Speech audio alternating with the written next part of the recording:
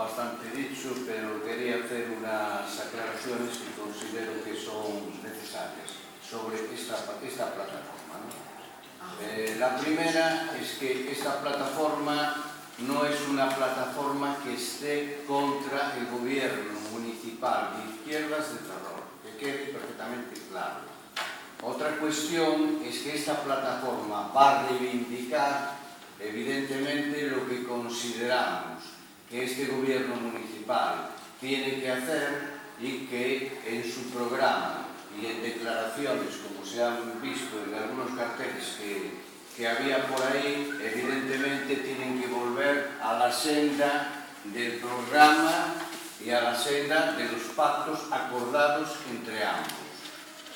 Entonces, nosotros, evidentemente, vamos a tener un recorrido bastante más largo con esta plataforma del recorrido exclusivo del tema del contrato.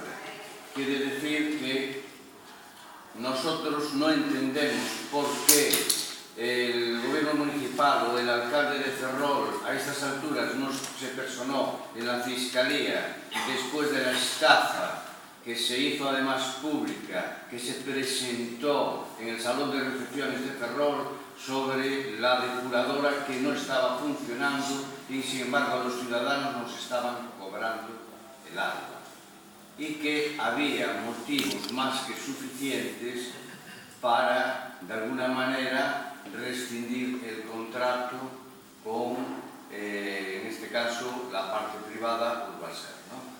Entonces, evidentemente, nosotros nos tendremos que meter en este tema. Sabemos que también está finalizado y se está prorrogando el contrato de la basura.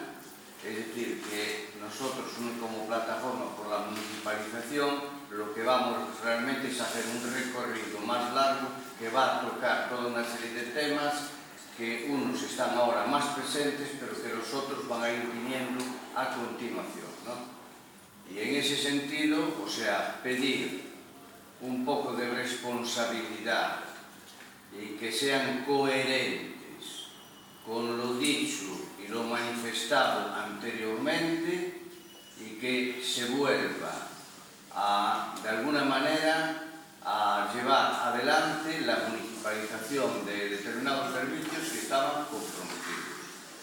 Y bueno, yo creo que en principio es algo que haya quedado una cosa pendiente, no tengo más que decir.